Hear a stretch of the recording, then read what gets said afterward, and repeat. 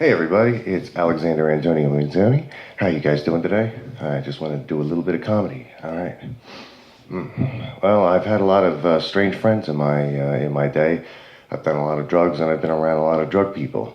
And it's those kind of drug people that drive me crazy. You know, some of them can be the best people in the world, and then other people, they attach themselves to you. They're parasites. They're crazy, man, and it's especially ridiculous when they're people who shouldn't even be hanging out with you. People in these age demographics that it's like, what is this guy doing here? Like a guy who's like 40, 50 years older than everyone else, hanging out with a bunch of like 20-year-olds or whatever, just because they get some good drugs.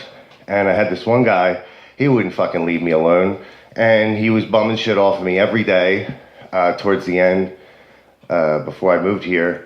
And he would always come up to the window and he'd be like, yo man, yo, let me get a cigarette and a beer, let me get a butt and a beer, man. Yo, banging on the fucking window. And it's like, no man, get the fuck out of here. And there's a lot of other stuff I could tell you, but here, on the last day, he came to my house and I'm sitting out on the back porch and we're talking about leaving. And I'm sitting there and he's going on about, and then I look down and his dick's out. He whipped his dick out from the inside of his shorts. And he starts pissing right on my feet.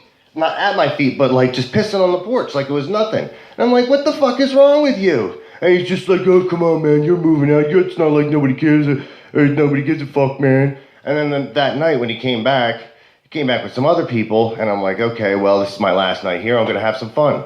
And, well, I went out with my boy James to go get some liquor. And they wanted to burn a bunch of lawn furniture, my father's lawn furniture. And I told them, no, that's a stupid idea. Well, I come back, I'm walking, I'm like, I'm coming, I'm going to Washington State. And then I come back, and my yard's on fire. Oh my God, the yard's on fire. And what the fuck? Apparently this dude took the lawn furniture, jumped on it, and jumped on the table, fell through it, and went and got a can of gasoline and set the fucking furniture on fire. And it's like, what the hell is that, you know? And everyone would be like, oh, why are you so outraged about that, Alex? And I say, well, because people are treating me like shit, and it's just ridiculous. And I have a billion stories like that, but you just got to be a good person, you know? And I'm glad I'm out here because I don't have to fucking deal with those people anymore, except on the streets.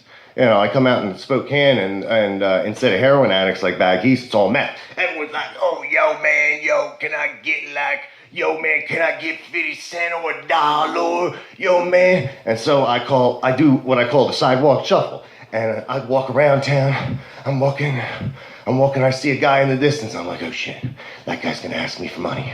All right. So I go left. Oh, I go to the other side. And I cross. And then sometimes they'll cross and try to meet me. They'll cut across the street. Oh, yo, man, can I get a cigarette? It's like, oh, here, have a cigarette. Have a good day. Yes, and I get out.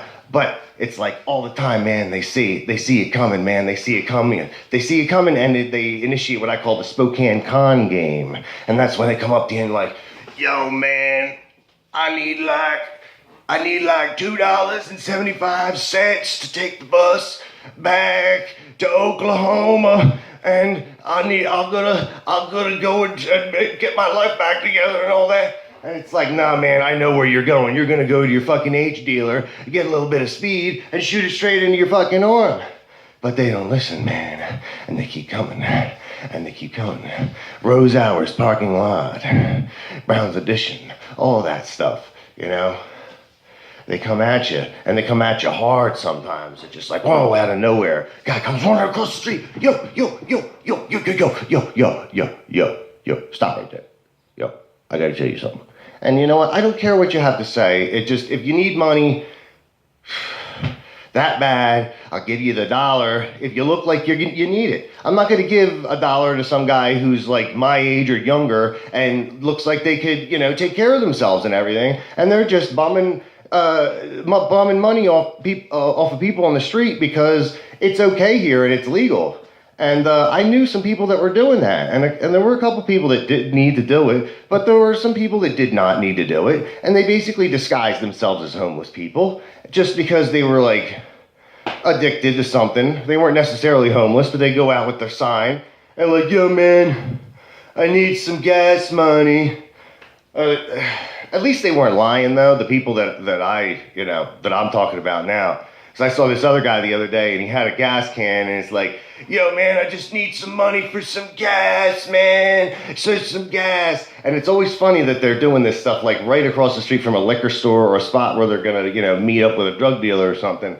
Because if you're looking for gas, I really, really, really don't think you're gonna be standing in the middle of fucking.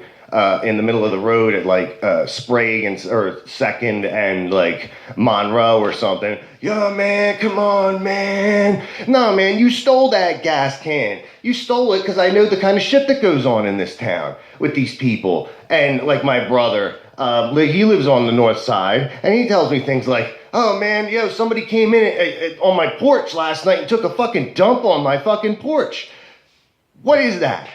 There's places to poop in Spokane, but people just, okay, well, I'm going to poop in that guy's doorway. So what's the deal with that, And stuff like that that's like, Spokane's a pretty small city, but it's got some big city problems because that's the exact kind of stuff that happened to my brother when he was in Philadelphia. Somebody crapped on, I don't know, it was his car or his friend's car or something. A lot of crapping going on. But that's life, man. That's how it's got to be. Or it doesn't have to be, but that's how it is for a lot of people. And that's what I like to joke about is the reality of life and all that encompasses it. Because like all this stuff, it makes me so depressed. And the only way I know how to deal with it, aside from like some of my writing, is to express it in humor. And I think that's probably the best way of going about doing it. Yeah. Take her easy.